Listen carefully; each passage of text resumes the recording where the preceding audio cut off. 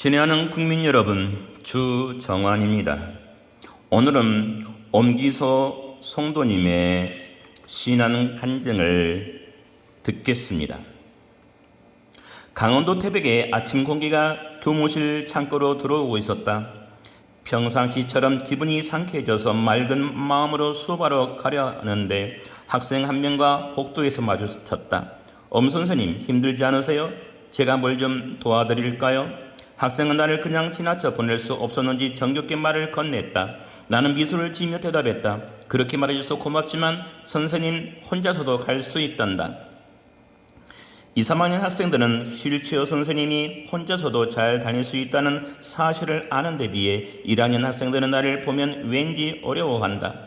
동정의 눈길을 보내며 장애인의 몸으로 가르치는 것이 힘겹지 않느냐고 묻기도 한다. 그래, 육체적으로 힘들지 않을 수도 없지. 교통사고를 당한 후 다리를 쓸 수 없게 된 사실을 알았을 때는 지금보다 더 힘들었어. 그때는 다 이룬 줄만 알았거든. 1987년 가족과 함께 소풍을 갔다가 돌아오는 길이었다. 잠깐의 운전 실수가 커다란 교통사고로 이어졌다. 나는 척추에 있는 뼈마디가 으스러져서 척추 절단 수술을 받아야 하는 지경에 이르렀다. 죽을 수도 있고 그렇지 않다 해도 평생 휠체어에 의지하여 살아야 할지 모른다는 의사의 진단이 나왔지만 나는 내 몸을 생각할 겨를이 없었다. 아내는 어떻게 됐습니까? 다급한 나의 질문에 의사 선생님은 척추에 금이 갔다고 대답했다. 나보다 심하게 다치지 않은 것 같아 다행이라고 여겼는데 어떻게 된 일인지 얼마 뒤 아내는 숨을 거두었다. 누구도 예상치 못한 일이었다. 남편으로서 아내를 끝까지 지켜주지 못한 자책감, 순식간에 엄마를 잃은 아이들에 대한 미안함이 하루가 다르게 나를 짓눌러 왔다. 내게 남은 것이라고는 고통과 절망뿐이었다. 깊은 상심으로 하루하루를 보내던 어느 날 어머니가 병원에서 수없이 되뇌어 주셨던 말씀이 떠올랐다. 내가 얼마나 다급했으면 하나님을 다 찾았단다. 나는 처의 애사촌 오빠가 너희 부부를 위해 내가 10년 동안 기도해왔다 라는 말씀을 하셨을 때 아내가 펑펑 울었던 것을 기억해 보았다. 심지어 문병을 오신 목사님들마저 하나님을 전혀 알지 못하던 우리를 향해 회개하라고 재촉하신 것을 보면 인생을 사는 동안 특별히 나쁜 일을 하지 않았던 내게도 회개해야 하는 이유가 있을 것이라고 생각하게 되었다.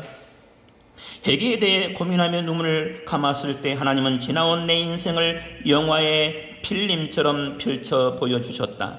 하나님을 모르고 살아온 인생, 놀기 좋아해서 고주망타가 되도록 술을 마시고 담배를 피우며 포커에 빠져 나 하고 싶은 대로 살아왔던 삶에 선한 것이라고는 눈 씻고 쳐다봐도 찾을 수가 없었다. 단순히 착하게 살지 않은 게 죄가 아니라 하나님을 인정하지 않는 게 죄였다는 것을 깨닫게 되었을 때 서서히 하나님의 존재를 받아들임과 동시에 내 죄를 인정하기에 이르렀다. 하나님을 찾고 싶어도 어떻게 해야 할지 잘 몰랐던 나에게 하나님이 처방하신 방법은 영적 그림책인 환상이었다. 병원에 있는 동안 영적인 깊은 체험을 많이 하면서 내가 갖고 있었던 절망과 불안이 조금씩 씻겨나갔다. 사랑하는 아내를 잃고 평생 휠체어를 타게 되었음에도 불구하고 신기할 정도로 원망하는 마음이 들지 않았다. 비록 아내는 내 곁에 없지만 우상을 숭배했던 그녀가 죽기 전에 예수 그리스도를 구주로 영접했으니 감사했다. 또 사형 선고를 받았던 내 육신의 몸이 구원받았고 무엇보다 내 영혼이 구원받았으니 너무나 감사했다. 병원에서 퇴원할 즈음 나는 몸담고 있었던 황지정보산업고등학교로 복직하기 위해 준비를 서둘렀다. 그런데 나의 꿈은 난간에 부딪히고 말았다. 중도 장애인이 된 교사는 받아들일 수 없으니 사직서를 제출하라는 학교와 교육청의 요구가 있었던 것이다. 장애인이 교사로 복직한 전례가 한 번도 없다는 이유였다. 법적인 판단에 따르겠다고 마음의 정리를 하기는 했지만 두 아이들을 키우며 살아가야 할 앞길이 너무나 막막했다. 그때 내가 할 수 있는 것이라고는 어머님 말씀대로 하나님을 붙잡는 것밖에는 다른 도리가 없었다.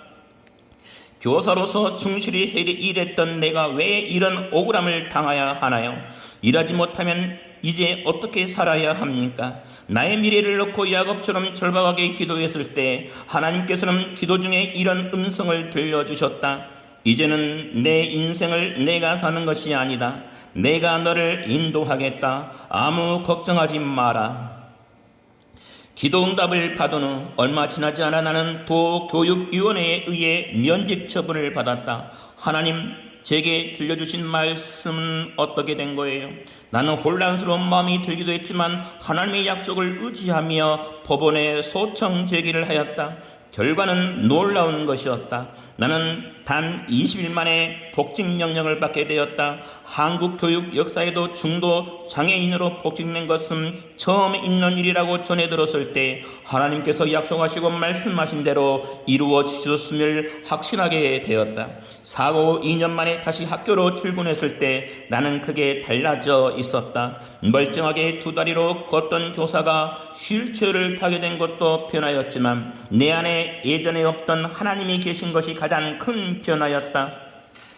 그분의 사랑으로 이 땅에 오신 예수 그리스도가 십자가에 달려 나를 구원하셨다는 복음을 받아들인 내가 학원 선교사의 마음을 갖고 학교를 찾게 된 것이다. 시간 날 때마다 또 틈날 때마다 내 삶의 이유 되시는 예수 그리스도를 아이들에게 전하지 않을 수 없었다.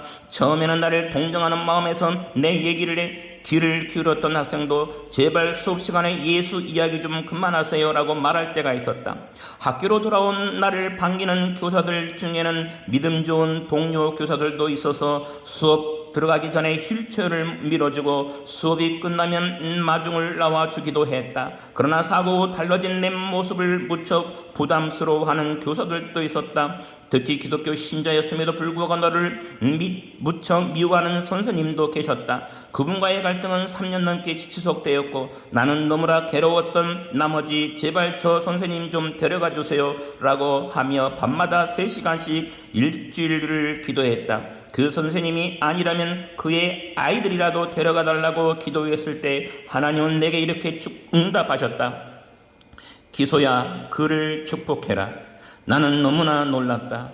어떻게 그렇게 말씀하실 수가 있으세요? 아무 이유 없이 저를 미워하는 그를 어떻게 축복할 수 있단 말이에요. 나의 몸부림에 하나님께서 다시금 강권하셨다. 나도 그를 용서했으니 너도 그를 용서해라. 나는 하나님 말씀에 순종하기로 했다. 온수 갚는 것은 내가 하지 않기로 결심했다. 그 선생님이 나를 힘들게 할 때마다 하나님의 사랑과 용서하는 마음을 품고 그를 대했다.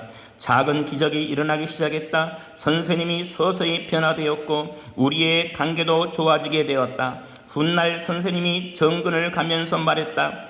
예수를 오래 믿었지만 엄 선생님 같은 분은 처음 만나요. 회복으로 이끄시는 하나님의 역사였다. 하나님의 인도하심으로 나와 자녀들과의 관계도 회복되었다. 나는 선친으로부터 엄격한 교육을 받으며 자랐기에 따뜻한 사랑이 무엇인지 몰랐다. 하나님을 만난 뒤의 삶을 사람들 앞에서 자랑스럽게 전하면서도 내 안에 하나님의 사랑은 턱없이 부족하였다. 따뜻한 마음과 사랑으로 충만해지는 경험을 하고 싶어서 6개월 동안 눈물로 기도했는데 어느 기독교 세미나에서 하나님의 사랑을 체험할 수 있게 되었다. 하나님이 엄선생을 사랑하세요. 나도 엄선생을 사랑해요. 이런 고백과 함께 스태프 되시는 권사님 한 분이 나를 꼭 껴안아주시는 것이 아닌가. 순간 나는 하나님의 사랑이 무엇인지 비로소 느낄 수 있었다. 권사님의 포옹이 하나님의 사랑으로 전해졌던 것이다. 하나님의 사랑은 당신의 자녀를 꼭 껴안아주는 사랑이었다. 그 후부터 나는 우리 딸과 아이들을 안아주며 축복해주고 있다. 처음에는 서로 적응이 안 되어 어색했지만 일주일이 지나고 보름이 지나면서 아이들도 나를 꼭 껴안아 주었다. 아빠 사랑해요. 아빠 행복해요. 그때 얼마나 행복했던지. 사고를 통해 내가 잃은 것이 많았지만 모든 것을 잃은 것은 아니었다. 내 삶 중에 중심에 하나님이 들어오신 후부터 애곡되어 있던 중요한 가치관들이 회복되었기 때문이다. 열등감이 자신감으로 회복되었을 뿐만 아니라 무섭고 급했던 성격도 바뀌어서 학교에서 만나는 학생들이나 교사들을 따뜻한 마음으로 이해할 수 있게 되었다. 잃어버린 영혼을 돌보는 일에 좀 더 전념하고 싶어서 1994년에 신학대학원에 입학했다. 하나님이 미리 예비해주고 보내주신 동역자들과 친구들의 도움으로 2년 뒤 나는 졸업을 하고 2000년부터는 전원교회를 개척하여 담임하고 있다. 현직 교사이면서 목사라는 잠옷 근사해 보이는 2개의 타이틀을 갖고 있지만 솔직히 현실은 녹록지 않다. 장애인이라는 타이틀도 엄연히 갖고 있으니까 말이다. 선천적인 장애인이 아니라 중도 장애인이기 때문에 더 고달픈 게 아닌가 하는 회의가 들 때마다 내 평안의 근원 되시는 그분을 찾는다. 하나님, 그분을 부를 때마다 포도나무에 가지가 붙어있지 않으면 열매를 맺을 수 없듯이 하나님을 떠나서는 나 또한 아무것도 할 수 없다고 하나님께 말씀해 주신다. 휠체어를 타고 가는 길이 힘들고 고달플 때가 있지만 그럴 때마다 다시 한번 하나님의 은혜를 굳게 붙잡는다. 하나님은 내 편, 그분을 얻었는데 내게 부족함이 어디 있을까? 감사합니다. 주정환이었습니다. 다음 시간에 뵙겠습니다.